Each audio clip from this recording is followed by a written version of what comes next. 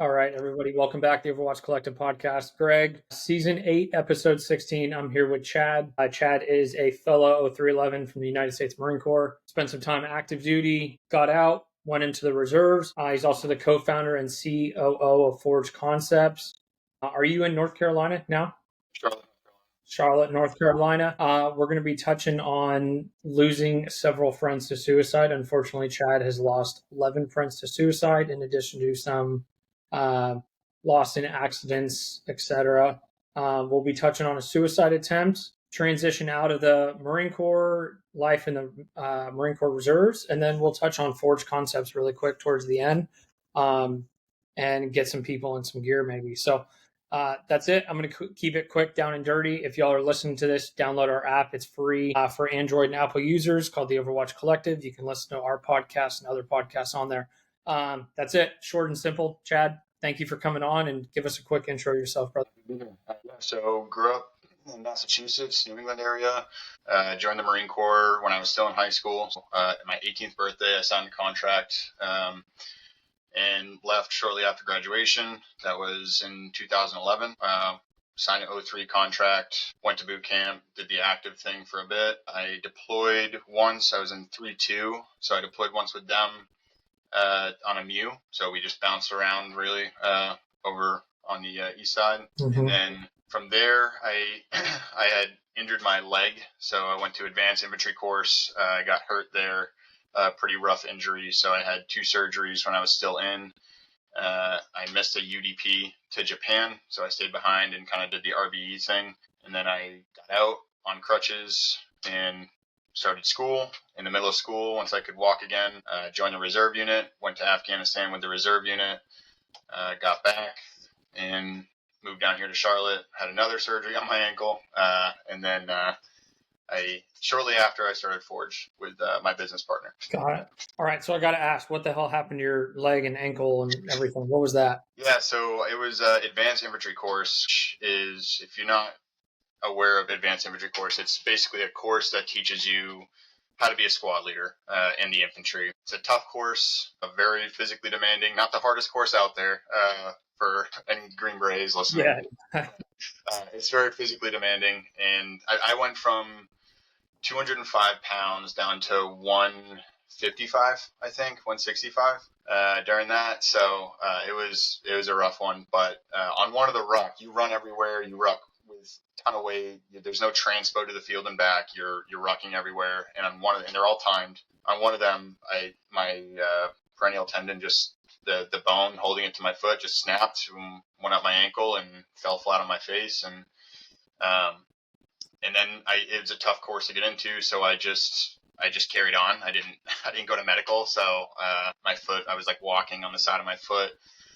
Finished out the course, and by the time the course was over, I went to medical. They were like, "Man, your ankle's so jacked up, it's not even funny." So I ended up needing 2 surgeries when I was in, and then one just a year or 2 ago as a civilian. Wow.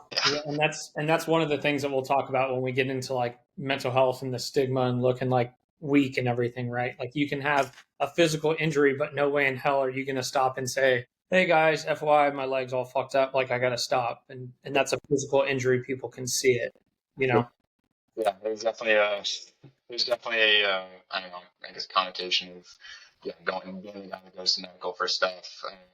With the U.S.A thing, I just did not want to get dropped because this was towards the end of the course. So I did not want to do the beginning portion of that course again. So I was like, no, I'm here. I got to finish it. So, I think we started with 120 and we graduated with 40. So I was like, no, there's no way I'm stopping at this point. I'm so close. I just kind of sucked it up. That's wild. Yeah. That's wild.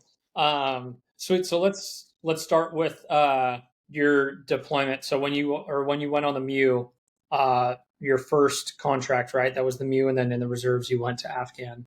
So talk to us about MEU life. What was that like?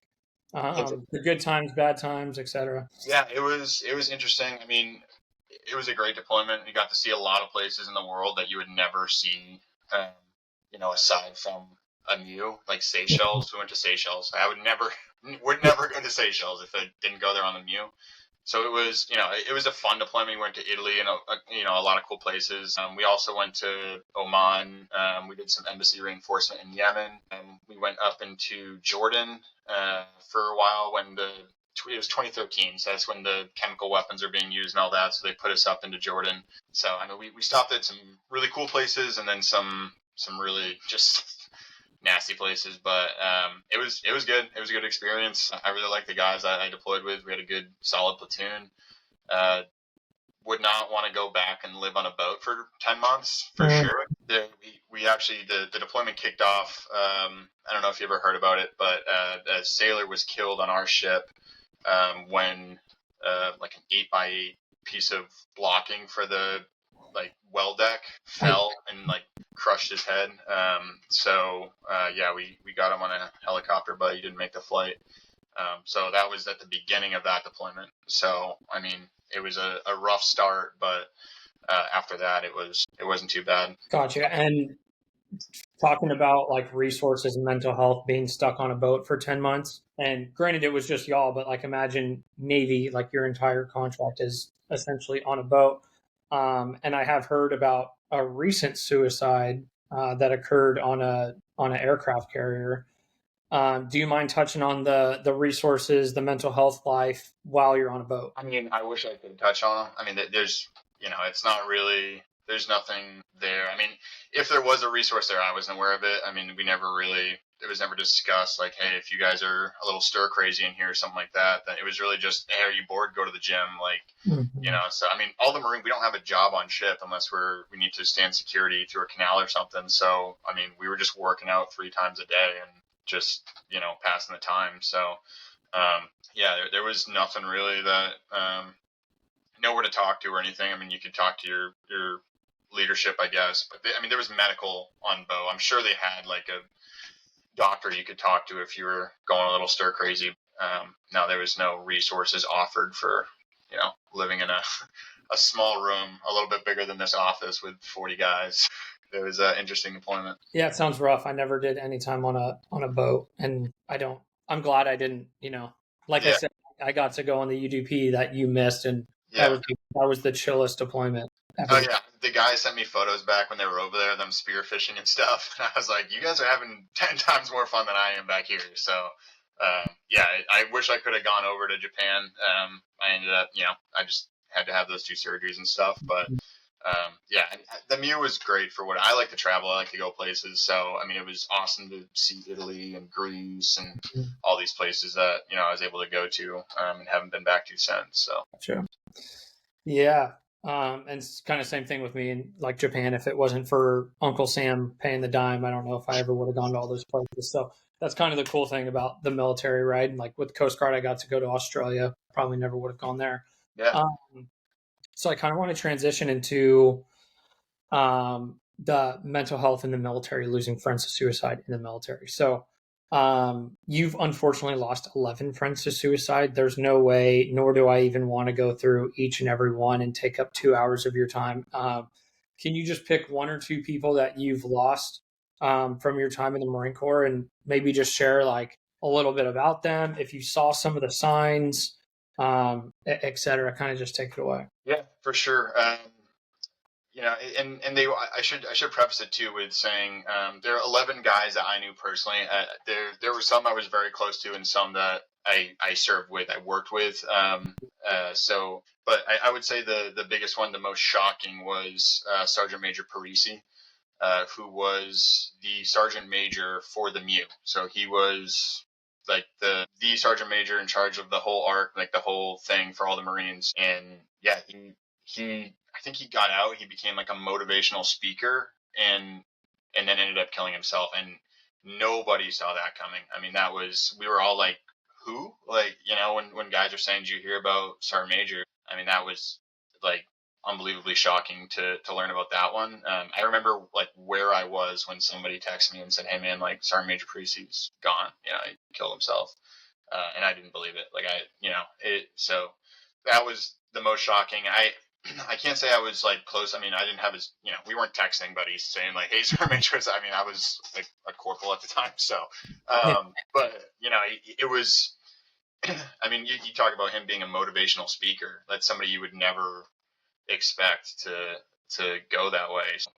I mean, yeah, shocking. But aside from him, I mean, a lot of the other guys, I mean, they were. I want to say that there was like there was things in their life happening that like I think like one was a girl, right? Like his girlfriend had broken up with him and stuff, and then shortly after that came the suicide, and so I don't want to I for sure don't want to put that on her because it's not her fault, it's not her responsibility. If a relationship's not working out, then it's not working out. But I think that maybe there's things in guys' lives that happen where in the Marine Corps it's like, hey, go for a run, like go down PT Road and on Camp Lejeune and run it out and come back. And in the civilian life, it's not that easy. Or even in the Marine Corps, it's like you have a problem with somebody, fight it at like ground fight, form a circle, ground fight, be best friends, right? And the civilian side's not like that. So there'll be times where like guys get overwhelmed, or if she was his go-to confidant or something like that, and I can't explain it because unfortunately I he wasn't texting me before. So but again, it was another rough one. And I mean, there's been a few that have just been rough. The day I got to Afghanistan in 2019, I got a text that two more of my friends had killed themselves. So it's like it just comes out of nowhere, man. It's wild. I have like I was telling you earlier. My buddy works for the VA as a counselor, like a suicide awareness. He deals with this every day, and he was saying that it's just you get to be a part of this like hive mind of individual. Like your individuality goes away, right? And then you're part of this group. And Mm-hmm. then when these groups separate, like when you're taken away from the group and you lose that purpose or that camaraderie, it's just you lose purpose, and then you don't know how to cope because death is like in the Marine Corps, death is like it's like a joke, right? Our machine gunners carried an extra round with them anywhere they went for themselves. Is like that's that. So when it's preached like that, when that's a culture, and then you get out and then you lose the guys, it's like you're still carrying that round. You know what I mean? You're still carrying the round for yourself, and it just never snaps out of it. Yeah, and I mentioned one of the Coast Guard members that I had on that talked about dying by suicide or his attempt. He had a special round for it too, and Yeah. it's not that's not the first time I've heard that. And we we don't do a good job in the military, and then like me as a police officer talking about death and suicide and like how many people that would affect and how the resources are out there so that it and you lose so many people to suicide, it kind of just becomes like almost like an accepted thing or like an accepted way out. Yeah. um but it's true what you're saying about like once your time's up, right? Like for you, you do 4 years active duty Marine Corps, you get your DD 214, and then in the blink of an eye, you're back home in whatever fucking state you're at, and you wake up and you're by yourself and you're back to civilian reality life, and you're just like, this is weird, you know? Yeah. No, absolutely. And I mean, just being in too. I mean, death is literally like if you talk to a civilian. I mean, and there's zero statistics. I didn't look this up, so if this sounds crazy, then let me know. But I feel like if you were to ask your average civilian, like, hey, like, how many friends have you lost? How many friends of yours have died? The average civilian would be like, well, my grandfather died, or like, there's people that are like, yeah, I had a friend die in an accident or whatever. So, Mhm. there's, I'm sure there's a lot of them, but it's rarely like I mean that was just 11 of my friends committed suicide. I used to drive home from Camp Lejeune to the New England area, and there was four of us in the car because a bunch of us lived up that way. So 96 would drive up. Two of those guys are dead out of the four of us. One killed himself, and one blunt force trauma. I mean, it's just like it's like death is just like another just another day for us. So when you're talking about suicide, just like, oh yeah, like I don't really have anything going on, so I guess it's just my time. So it's just I don't know. It's just like it comes too naturally, I guess you could say. Yeah, and so for your experience when you got out um, in 2015, was there any sort of transitional process out? Like, hey, here's some things that you're going to experience after you getting out within your first month, your first 3 months. here's some resources for you. This is what you can do. Was there anything like that? Yeah, I mean, there was ups and downs. Like there was classes that they give you to, I mean, but it's stuff like, hey, this is how you write a professional resume. Like, good luck out there. So it wasn't, no, there was no like counseling or anything. When I first got out and I went to my nearest VA to kind of register, get my VA card, all that kind of stuff, because they make your appointments before you even leave Lejeune for where you're going. So that, I mean, that's good. And when I was there, I don't know, there was just this nurse that just looked at me and she was like, "You look like you got pain in your eyes," and like just brought me to a back room and like just kind of hooked it up with a counselor. And so I did like, I think like 4 sessions with her. It did not go well for me, so I didn't continue going. Um, so I mean, that was the extent of counseling, I guess, is when I got out. But it was just because one nurse said I looked sad and walked me to a counselor. So I think I just maybe have a sad face or something. Well, you look pretty happy to me. So Yeah, maybe back then I didn't have a beard. Maybe I looked sad right away. well, I mean, at least she did her part, and she was like, "Hey, you look kind of sad. Let's." No, yeah, I mean, very grateful to her, and it wasn't that. It was, the counseling, like, and it's nothing against the counselor. She was actually an intern, not, she wasn't a full-fledged counselor. But it just wasn't helpful. I mean, it was at appointment 2. She just kind of prescribed medicine I said I didn't want, and then gave it to me. I don't know what. I think it was supposed to help me sleep or something. I don't know. I did not take them, but it was a very much like oh, like you've got to adjust. And I'm like, yeah, well, I'm tracking. I appreciate that. I got to adjust, and here's some pills, and let me know if you need anything. Yeah. Which is kind of still a days. It's kind of like the common theme that I'm hearing is pills. Hey, here you go, take pills, etc. And a lot of us don't want to get on pills, right? Like you don't want to be taking pills. You're like, am I going to be taking these for the rest of my life? Like you should probably be taking pills in conjunction with therapy. And then as things progress, you can slowly back off the pills. Yeah. But nobody wants to take Yeah. pills these days. I've never done any drugs in my life. Like, never smoked marijuana, never done any of those. And even after my surgeries, I didn't even take the painkillers they gave me. I think I took one time because I thought it was the ibuprofen. Yeah. I've just never taken them. I have a fairly high pain tolerance, like not because I'm special. I just the way my grandfather's the same way, and it's just like I just don't like putting stuff in my body that, I mean, I'm not a scientist, so I'm sure it's fine, and medicine is obviously very helpful. I just tend not to. So when they gave me the pills, I was like, I'm not taking these. Like, I'm not like, yeah, I could probably, if I want to sleep better, I should probably stop drinking so many energy drinks, right? So, Yeah. there's other ways to achieve the same result. So, Gotcha. All right. And then, so transitioning from joining the reserves, right? So you get out of the active duty life in the Marine Corps, take some time off, and then when you can walk again, that's when you join back in the reserves, and you do sometime around 4 years. yeah, a little less than 4. I extended once to make the deployment and everything, but I didn't have to do the full extension. So, yeah, I basically just flipped my IRR time into reserve, like active reserve time, and then extended once. So I, yeah, basically what happened, I was on, crutches stuff. I was going through physical therapy, and then I had a buddy from 3-2 get out, and he lived in Massachusetts, which is where I was at the time. And he would call me and be like, "Dude, I just joined this reserve unit. It's wild, dude." And he would call me after every drill weekend and give me like the lowdown on this reserve unit that he was in, and just like tell me the stories and all that. And I was like, man, I missed that. Like, these are good. And then he called me one day and said, "Hey man, they kind of just gave us a bit of a brief for an Afghan deployment." And he was like, "We could use some more dudes that, have some experience." So I was like, "Yeah, I mean, sounds good." I talked to my wife, and, she was like, "Yeah, if that's, what you feel like you need to do." So I ended up joining that unit. They were out of Connecticut.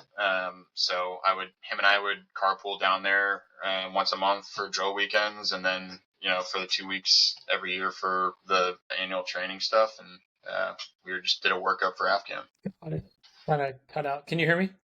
Yeah, I got you. Okay, kind of cut out for a second. Yeah, and that's what I'm doing now with Coast Guard Life, right? So I'm in Louisiana, and my unit is in Mississippi. So Like, for example, tomorrow I got to drive 2.5 hours to the unit, stay in a hotel, do the whole drill weekend thing, and then come back Sunday night and just A lot of an absolute mess. And I was spoiled. So, like, my Marine Corps unit and the first Coast Guard unit I got into, Marine Corps unit was 5 minutes away from my house, and the Coast Guard unit was 30. So, like, now I'm spoiled having to do a travel claim, stay in a hotel, do birding. It is awful, but super chill unit. Let me tell you, the Coast Guard's pretty damn chill. Yeah, I thought about it. I do search and rescue now, and we work with the Coast Guard a bit, and it's just like, man, the helicopter looks like much better than walking along this beach. So Yeah, yeah.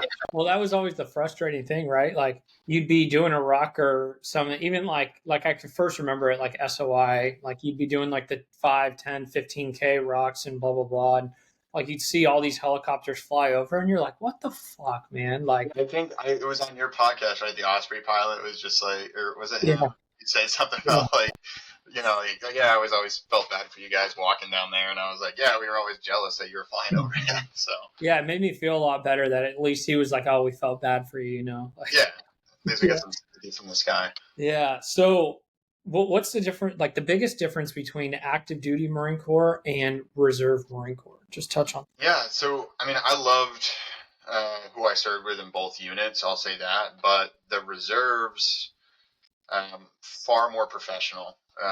You get a bunch of guys that are living professional lives in the civilian world.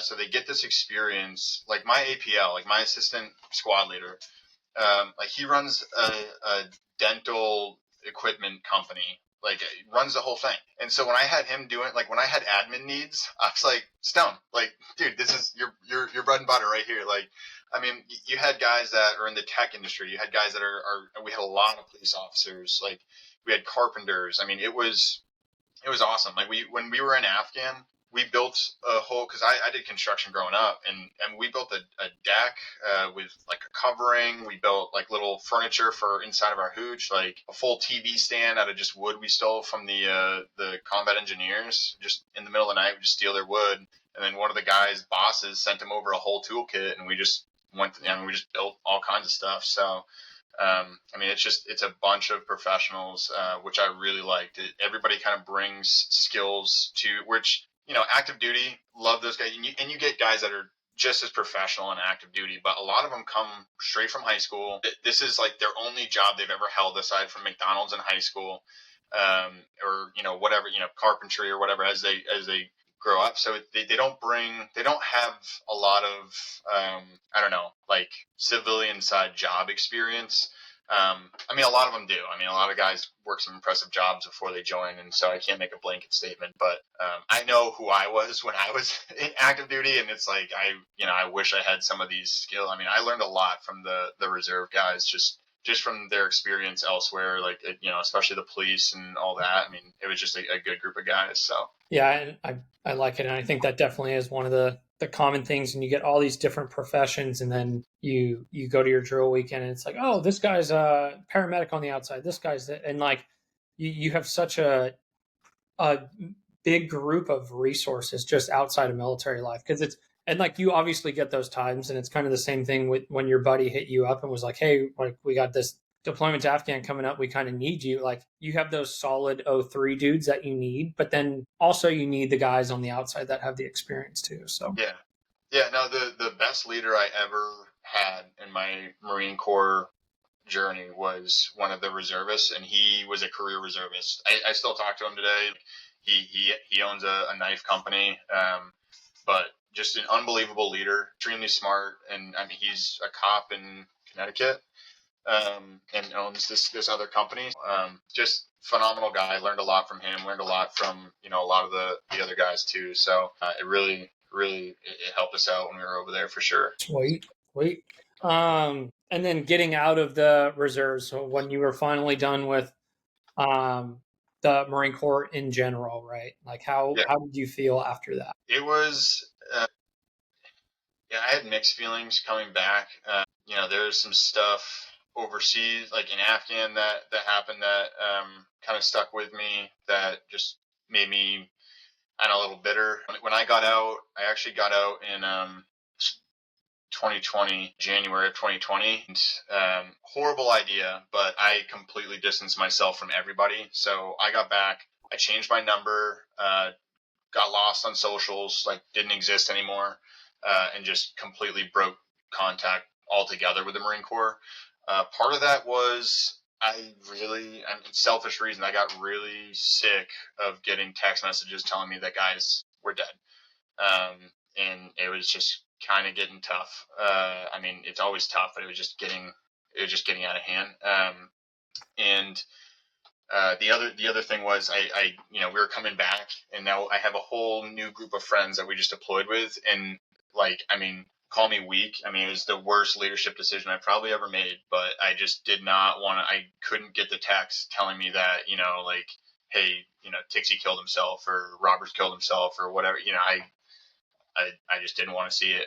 And I felt at that time that there was no way I could stop it from happening, just based off of my old unit and the guys we lost there. And so I was like, I just want nothing to do with this. I just can't handle seeing those names anymore. So I just kind of cut ties, broke contact. Once I got back out, my wife and I moved down here to Charlotte 4 months later. So to put in perspective, with the reserves, this is another thing as far as counseling and stuff goes. We got back. I think we spent 2 weeks at Lejeune kind of demobilizing. We went back up to Connecticut, and then I went home. And that's it. And then you come back. We had one drill weekend, and that's where I signed all my papers to get out, and then I was out. I took my terminal leave that I earned on deployment, and that took me through the next drill, and I was out. So, I mean, there was zero,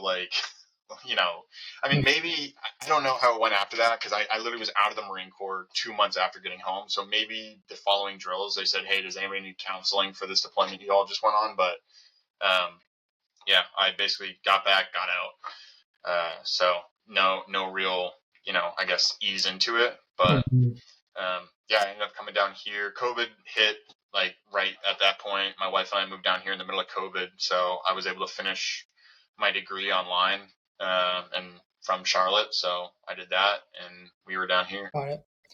Yeah, and so a question kind of pops up where the Marine Corps talk about being the biggest, baddest, toughest branch, right? The fucking raw, everything, the fighting, all this shit. Do you think in a way that affects us negatively in regards to the stigma, mental health, feeling like a bitch or a pussy or anything? And then when you do get out, then you're by yourself, and that's maybe why we see some of these suicides. 100%. It's very much it's a competitive branch to be in, right? Everybody wants to be the best. PT is always a competition. We're never working out for fun. It's always you're racing. It's just all competition. Who's the better shooter? Who's the biggest lifter? Who's the fastest runner?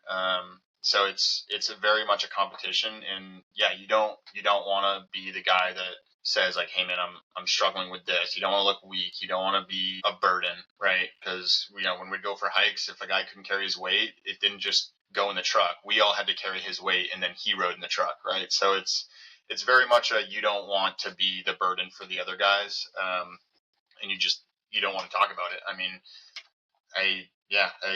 I don't think there's been a single time where somebody who is actually going through something serious, just legit reached out to somebody.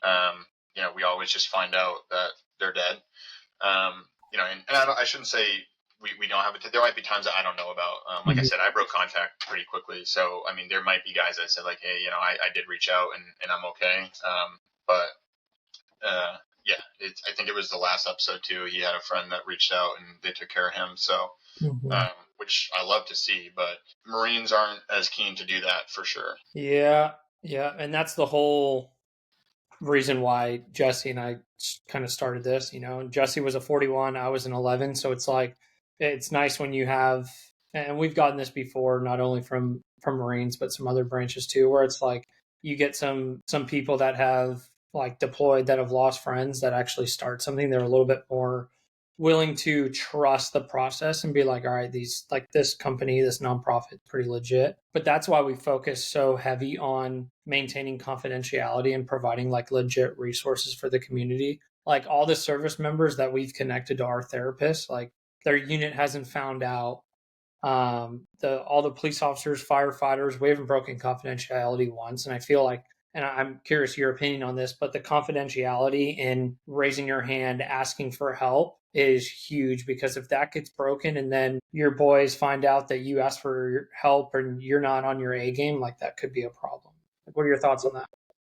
Yeah, I love it. I think it's needed just because, yeah, like if it means that somebody will step forward when they need help, then 100%. I'd rather do it confidentially than, or you know, have them actually act on whatever is in their head, for Mm-hmm. sure.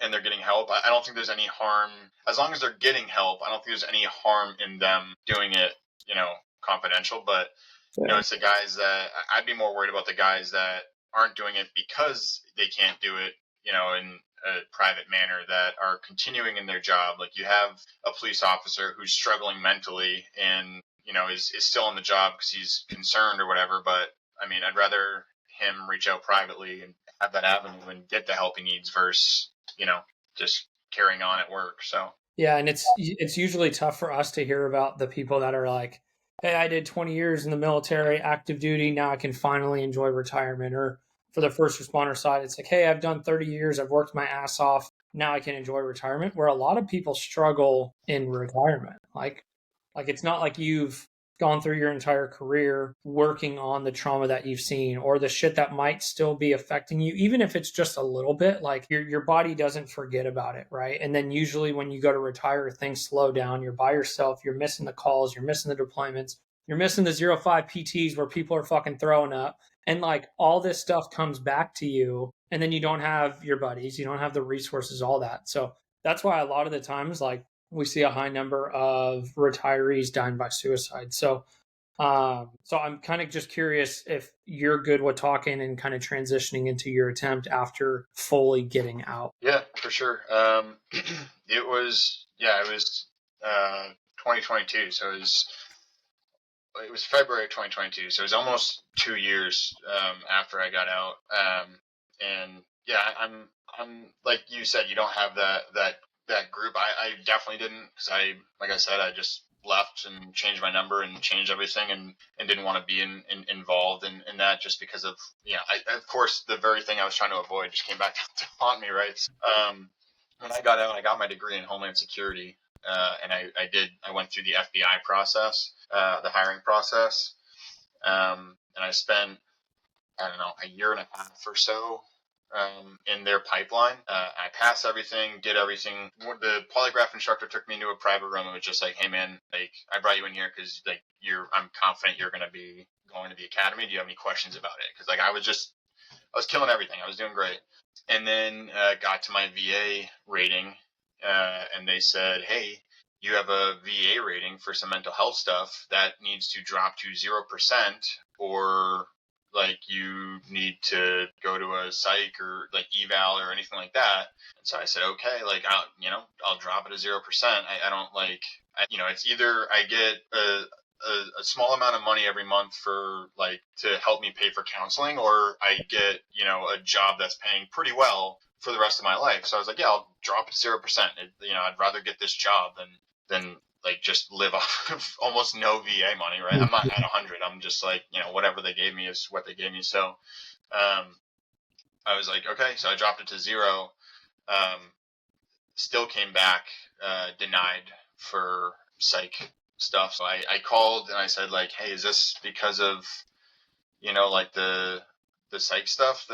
And she was like, "Yeah, seems to be the case. Like, sorry." And so at that point, I was like, "This is everything I've been working for. Like, this is like, I was getting out and I was doing FBI. I was going back to work for, the government, like my country. Like, this is how I was going to do it." And at the time, I was working at Target. Like, I was doing asset protection, so like security at Target, just apprehending thieves, right? So just plain clothes, just walking around Target, seeing somebody steal, and just apprehending them. Like, I mean, really not an exciting. There were some exciting nights, but it was not where I pictured it. If people work at Target and you love it, do it. Not where I pictured having my career when I was looking for the FBI. And so, I was just kind of miserable. I didn't have that, connection with anybody. And I really don't discuss too much of my military career with like my current like friends or family that have never served, just because they're not gonna relate. You know what I mean? Like my wife actually, I was going through some paperwork for the VA recently, and I had a printout of an award, a NAM I got for stuff I did in Afghan that they had ended up mailing to me because I left so fast. And she was in here in my office, and she had read it, and she was like, "What is this?" And I was like, "Oh, that's like an award I got for the Afghan stuff." And she was reading it, and she was like, you did all this?" And I was like, "Yeah, like And she like, it's still hanging on our fridge. She's like, "I'm putting this on the fridge. Like this is awesome stuff." And I was like, "Thanks." Like, I don't know. I just never like. I know it's never going to be as real to them as it was to me. And they can never like relate to the stories. And so I guess I was just, I was walking around with a lot of weight on my shoulders and nobody to offload that to. My future career just, went up in smoke because of this stuff that, I got wrong in my head. And it just got to a point where I was like, if they want something to be wrong with me, I'll make something wrong with me. That I've had people, I won't say who, just because they didn't mean anything by it, but I've had people tell me like, that suicide is the most selfish thing you can do. It's so selfish when they do that, and I thought that for a while, but like when I was at that point, like it didn't feel selfish. Like they don't feel selfish. I didn't feel selfish. Like I felt like I was doing everyone a favor. Like I thought it was the most unselfish thing I could do. It's like I'm a burden on all these people. They you know, they are better off when I'm not around. And I don't have a job. I don't, I'm working at Target, coming home telling my wife, how her favorite store is looking. But so yeah, I just went to a parking lot that was like a metered parking lot, so I know somebody would find me. And I just wrote a note, said I killed myself, called the police. I just taped it to the window, and just kept my truck running. And I tried to shoot myself, but the firing pin hit the round. It just didn't go off. Yeah, I still have the round on my dresser. Primer struck. It just did not fire. I found out later, I think it's because my Glock needed a new spring. It wasn't fully in battery, I think. I don't know. I can't really. That's my best guess. But yeah, I keep the round on my dresser to this day, just as like a "hey, don't be an idiot today" type of deal. But yeah, I just didn't go off, and then like my next thought was like, "Dude, what are you doing? Like what is wrong with you? Like, why are you here?" And I just like I remember I turned on the air conditioning because this is February. It was cold outside, but I was just like so hot, like sweating. Like I just turned on the air conditioning, and I just like put the gun on the passenger seat and like just drove, like took the sign down and just drove home. Like I didn't really know what to think at the time. I kind of was like a little was a little annoyed that I was like, "Dude, you can't even fucking kill yourself." Like, but I was just like, "Okay, well now what? Like, I don't have a job. I can't kill myself. So what? Like, what next?" And like I eventually I just like kind of came to the conclusion, like I wasn't like, don't get dead, like get better, like get even, like get like show them that like they missed out. Like I don't know who them is. I guess the FBI. I don't know. But I was like, no, I gotta do something. Like I gotta improve somehow. And I started like slowly reaching back out to dudes from the Marine Corps. Like just random dudes that I had been like I felt close to. And it was tough because I had been gone for that point. I've been gone for 2 years, just no communication whatsoever. So I started reaching back out, and some of them were just like, "Oh, hey, like nice of you to show back up," like. where have you been type deal, or kind of like offended that I just disappeared, which I get, like, deserve. And some of them were awesome. Some of them have a number and said, like, hey man, like, you should reach out to the guys, especially your squad. Like, they miss you. They're wondering how you are and stuff. So I slowly just started reaching back out to people. And especially the guys that were like positive influences in my life. It's like people that I was like, these people are gonna make me better, stronger, and just are in my corner. So I reached out to a lot of them and been talking to them, and I've done better. I mean, I shortly after, I mean, it was probably actually a year later, we got Forge going, and then before that, I went back and just I worked at a gun store for a little bit, and then I got a construction job, just doing what I grew up doing, just building houses and stuff. So, and then when we started Forge, I did that kind of in the background, and now I'm full-time Forge. So, Well, I really appreciate you sharing.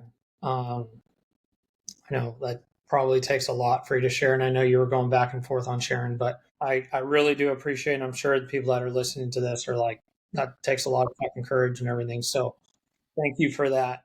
And how wild that everybody that owns a Glock, that knows about a Glock, is like, those motherfuckers will run. Those things will go. No, you don't have to clean them, right? Lucas from like T-Rex aren't. What's that? it's right there. That's the gun.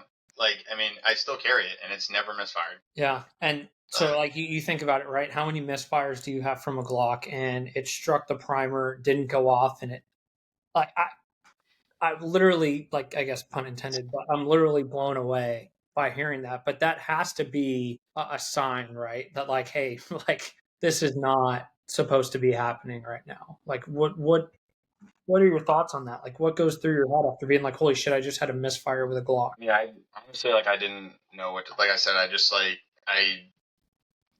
opened my eyes, and I didn't even know what to, like, what's your next thought? Like, I mean, relief, honestly. I was relieved, but I was just like, I think you like ask yourself, like, am I dead? Like, am I dead? Like, this is hell. You just have to stay. Like, but no, I just opened my eyes, and, like, I was shaking a little bit, and I just put the gun down, and then I just turned the AC on, and, like, I didn't really know what to do. I just kind of sat there for a second. I cried a little bit and just took the sign down, put the truck in reverse like it didn't happen, and just drove out of there. I mean, I was kind of shaking all the way home, and just like confused, because in Mhm. my mind I was like, oh, I have the result. I have, like, the end goal is, like, this is what it is. Like, there's nothing past this.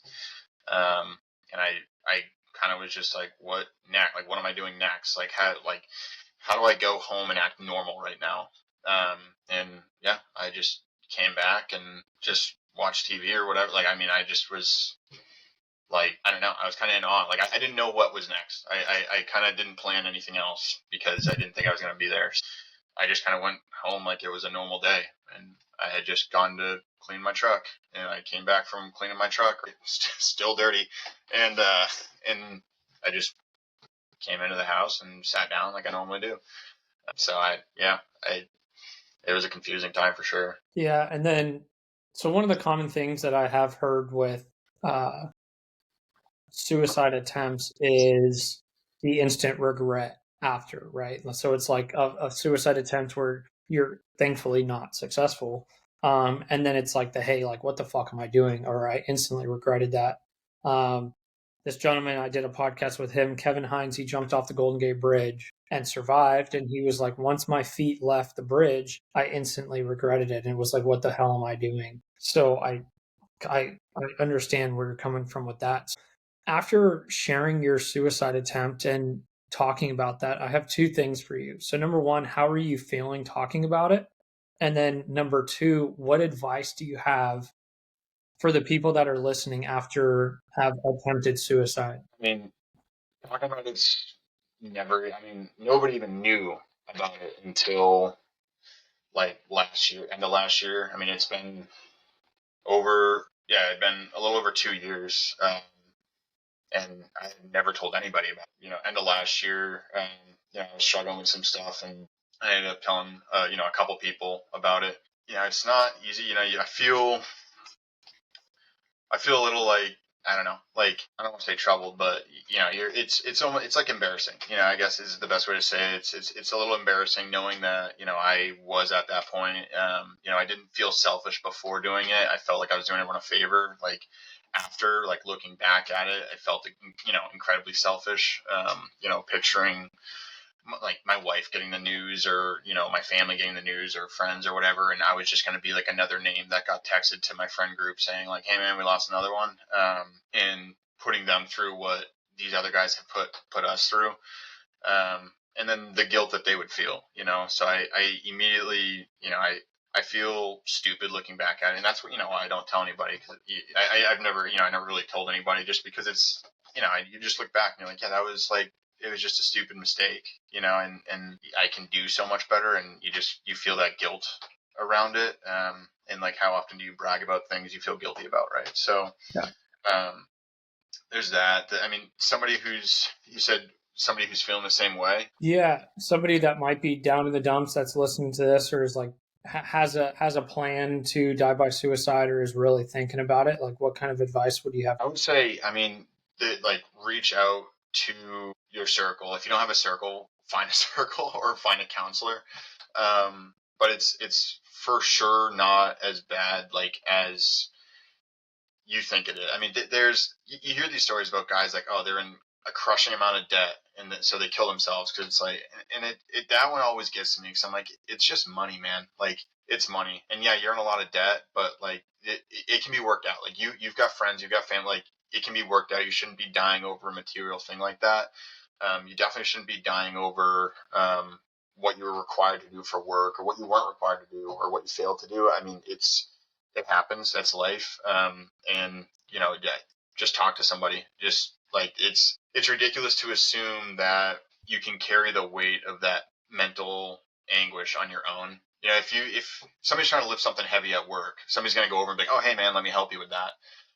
And people don't associate that with mental burdens. And I think they need to start doing that, just because it's the same. It's just not physical strength; it's mental strength, and you can get stronger mentally too.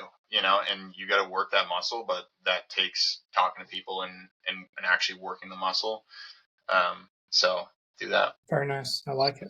I like it. Yeah. Once again, I appreciate you sharing, and it always means a lot, and it's very it hits close to home, and I think it's very cool in a weird way to do these podcasts with somebody within the community who's attempted suicide, that feels safe and comfortable, feeling vulnerable, and then hearing the feedback from people in the community listening to the podcast and being like, this is what's needed. Like, I'm going to send this to this person that's fucking down in the dumps right now, and I can guarantee you that literally every single episode I've done that talks about suicide attempts, I've gotten feedback like that, where people are like, hey, I was able to send this to this person, or this helped me significantly, or hey, can I get in touch with Chad? Can I get in touch with Mikey? And then from there, there's just a resource, right? Where it's like, he or she may not want to go to their close circle of friends, their team leader, their squad leader, but you can go to Chad or Mikey who's been in that situation. So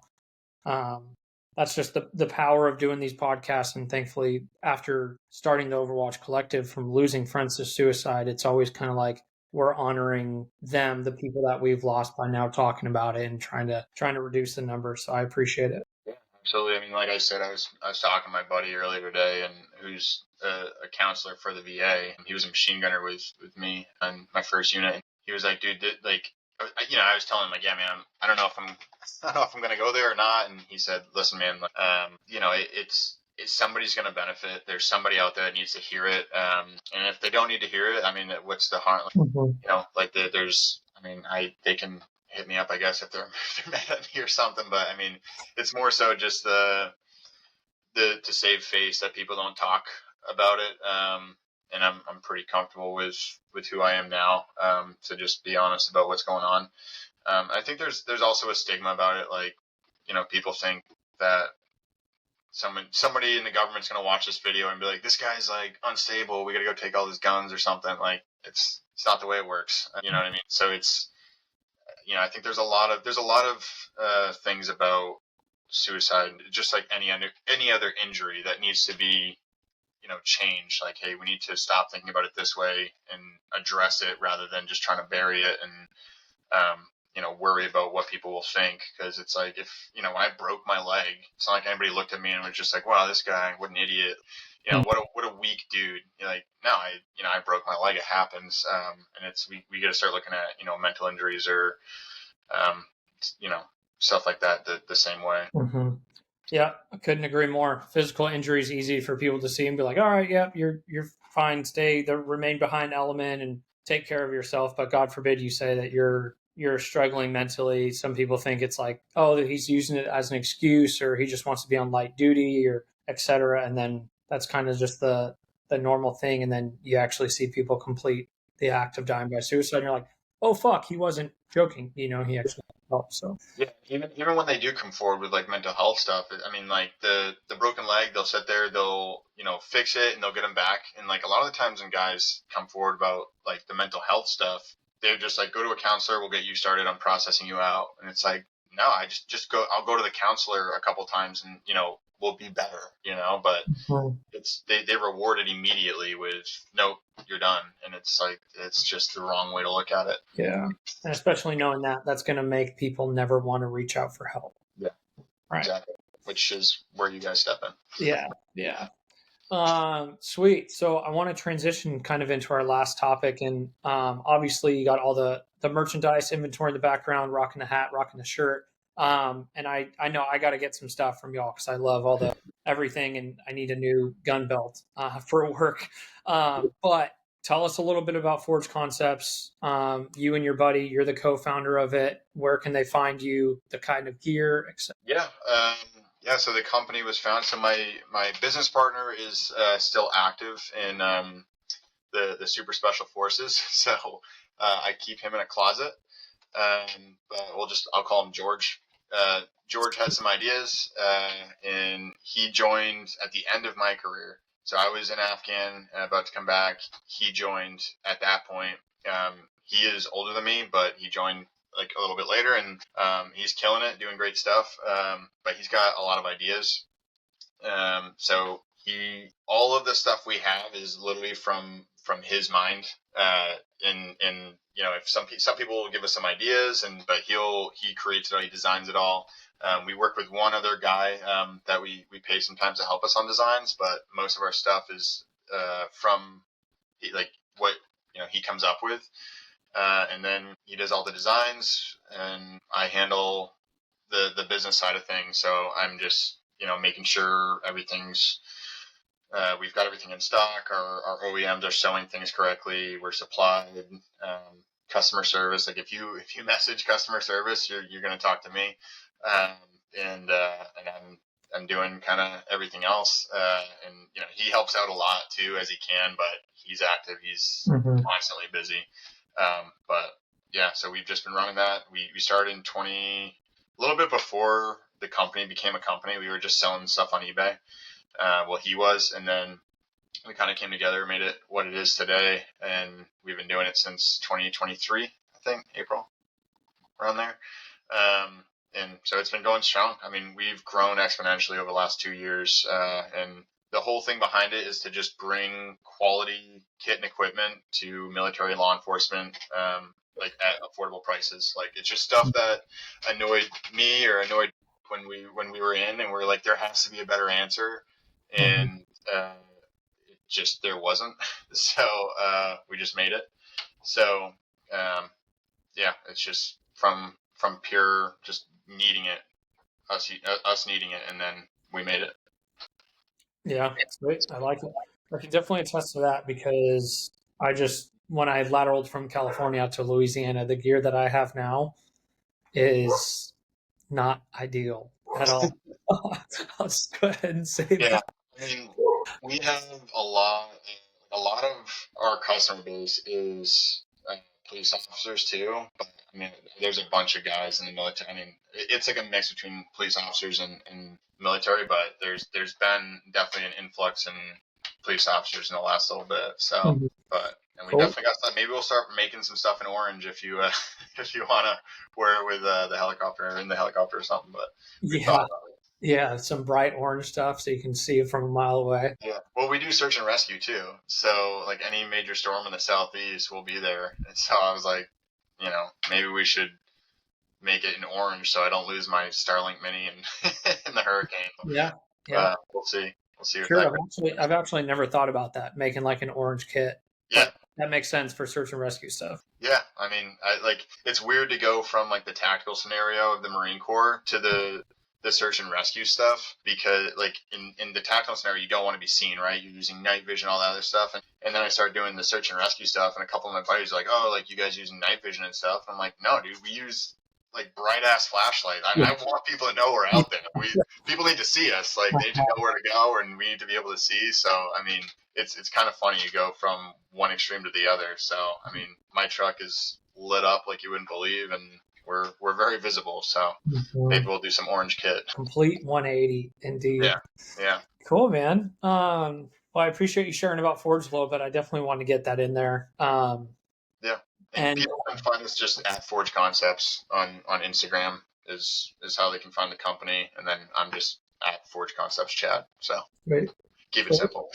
Yeah, no, and that's what we did too with the Overwatch Collective. Like literally everything that we have is the Overwatch Collective, and we're like, listen, we know our community. We got to make it super simple for them to find us and Yeah, get to do a therapist. So like, it's funny whenever we go to like working on the website or the process to get connected to a therapist, we're like, we hear all these good ideas, and we're like, we have to think about Marines and 19-year-old active duty dudes that might need to get connected to us. If we yeah, make this too difficult, they'll be like, about face, I'm out. yeah. So, Don't give them any excuse. Yeah. yeah, exactly. Yeah, I spent like a half hour on the phone with the VA yesterday and almost just hung up because I was like, Yeah. "This it's too hard, too hard for a Marine to figure out the number dialing system." So Yeah. Yeah. That's why it took us 18 times to get approved through the IRS as a 501c3 nonprofit. That was accountant. that was me, I'm not the smartest. But hey, how we wrap up every one of our episodes is we ask our guests what our motto means to them. So our motto is "One more is one less." Comes from season 1, episode 6, with a Army 11 Bravo combat vet lost more friends to suicide upon return stateside than actually overseas. So he was like, "Hey, one more that we can help and give resources to is one less suicide." So that stuck. Now it's on our challenge coins, t-shirts, sweatshirts, everything. So what we kind of started from there on is just asking every single one of our guests at the end of every episode what one more is one less means to them. So you're in the hot seat. No, I mean, I take it at face value. I'd say, like, I mean, one more person that we can help is one less text I get on my phone of a name. And even if I didn't know him yesterday, it's just like I don't care. Like it's funny. We were we were down in Pensacola last weekend, and I was at this like crazy bar. I don't even remember the name of it, but it was just like 7 different bars in one. And we were outside, and there was this old man, very old man. He like a World War II vet, wearing a U.S. Navy veteran hat. I stopped. Like, I mean, I was there for a bachelor party. I stopped and I went over and I shook his hand and I said, "Hey man, like, hey sir, thank you for your service." And even that, just doing that is like, I mean, I don't know the guy. I don't think he was going to kill himself. He was like 80 something, 90 something years old, in a club. So he must be doing well in life. But even that, just acknowledging each other, and just, rooting for each other. John and I talk about this all the time, where for some reason, when military guys get out, and actually we probably already covered it with the competitiveness in the Marine Corps, they just like, if one guy starts a company, they want to, and I haven't experienced this too much, maybe they talk, like, I don't know, but like they hate to see other vets succeed. Not every vet, but there are some like that, where it's just like, you see a friend that you had or somebody that, like, got a company and he's succeeding, and it's just like, just root for him, man. Like, because like one more is one less. Like, one more of your guys that are succeeding is one less that's going to be in the ground. Yeah. And it's like, if they've got a business, I mean, I always try and support the veteran owned businesses and stuff like that. Like, you've probably seen on my profile that I I know Post Malone, and I mean, last time I was with him, I told him all about my buddy's knife company, and I was like, hey man, like this guy's a veteran. He makes the best knives you've ever seen.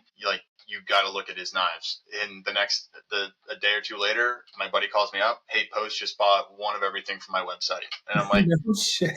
yeah, and I was just like, hell yeah, dude, like that's fantastic. Like and it's like it's no credit to me. It's credit to him for making like genuinely good knives. And it's just like I just want like the vet community to come together and stop trying to tear each other down. There's no reason for it. Like, like, but they get competitive and they hate to see people succeed for some reason. And it's just, yeah, like one more successful vet is, one less that's going to be in the ground. So that's kind of our goal at Forge is to build the company into something where we can be hiring vets that come and work for us, come and learn from us, come and be like part of our success. Because you've got a lot of companies vowing to hire vets and train vets and be there. And from what I found personally, there are several of them that do not mean it. And they don't hire vets. They don't there's a fairly big company in the veteran space that vows to hire vets.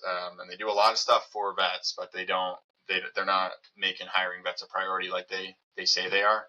And it's just like, it's very easy to hire. And I mean, I could hire a 19-year-old like 2-year Marine Corps vet if there is one, and he can pack orders for me all day and just help each other out. So yeah. No, it's definitely easy to advertise and looks good, but if you're not backing it up, yeah, and maybe that's all it is for them, is just part of an advertisement to boost some sales. But I mean, that's not our goal. We're happy with the sales we get as long as we're helping people out. So sweet. No, I like it. Fully support it. Looking forward to getting Forge out there to the T.O.C community. Obviously, it's all people that shoot and everything too. So hopefully, get you all some sales, some awareness, and then come up with some stuff in the future. Yeah, no, I'm all about it, and yeah, we're working to share some stuff with you. I've got an idea actually. I'll run by you. I'll hit you up after this too. That it might work out for you guys. So yeah, would love to keep working alongside you guys. Sounds good. Looking forward to it. Alrighty, this wraps up season 8, episode 16. Everybody, I always like to mention one more time, Chad, thank you so much for sharing. Appreciate you, and then everybody else out there listening to this. I hope you enjoyed the episode. If you want to hear more, get in touch with Chad, reach out to us, or you can find him on his Instagram. I'll tag him in the bio. And then hopefully by the time this episode drops, which is end of June, we'll be at $300,000 spent on therapies. We're almost there. And we're at 264 people we've connected to our therapist now. So we're almost at the $300,000 mark. So hopefully by this time the episode drops, we'll be at 300K. But yeah, we appreciate your support. Thank you all for listening, and God bless America. Semper Fidelis, Chad. Bye.